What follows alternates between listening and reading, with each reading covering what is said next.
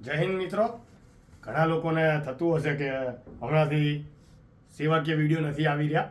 તેનું જ કારણ જણાવવા આવ્યો છું ખાસ તો કે વિડીયો બનાવવાનું ઓછું કરી દીધું છે, સેવા કરવાનું નહીં. સેવા ચાલુ જ છે. પહેલાં પણ કહેતો હતો કે રૂટીન ટાઈમે જે આંટો મારતો હતો ત્યારે જ વિડીયો બનતા હોય છે.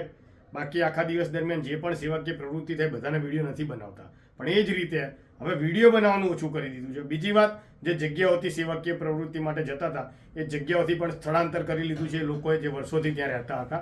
એટલે એ પણ હવે ત્યાં લોકો છે નહીં, એકાદ બે ઘર છોડીને. તો સમય મળતા આંટો મારતા રહીએ છીએ, મુલાકાત કરતા રહીએ છીએ, કંઈક ને કંઈક સેવા કરતા રહીએ છીએ. એ સિવાય અમારી જે ધંધાકીય જગ્યા છે, આ સ્ટોર છે, ઓફિસ છે, ત્યાં પણ ઘણા લોકો ડાયરેક્ટ પોતાના કામને લઈને આવતા હોય છે મદદની અપેક્ષાએ. તો એ બધી જે સેવાકીય પ્રવૃત્તિ થાય છે એના વિડીયો નથી બનતા.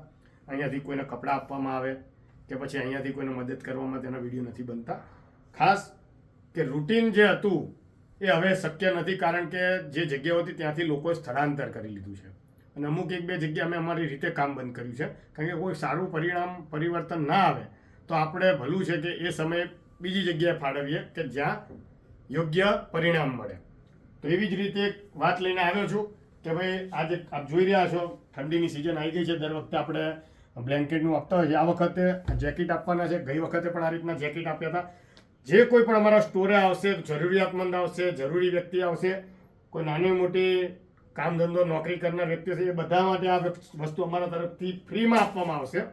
અમારા સ્ટોરનું એડ્રેસ સૌ કોઈને ખબર જ છે. વધારે ડિટેલ જોતી હોય તો MP સ્ટોર કરીને અમારું પેજ છે ઇન્સ્ટાગ્રામમાં, તમે એને પણ ફોલો કરી શકો છો.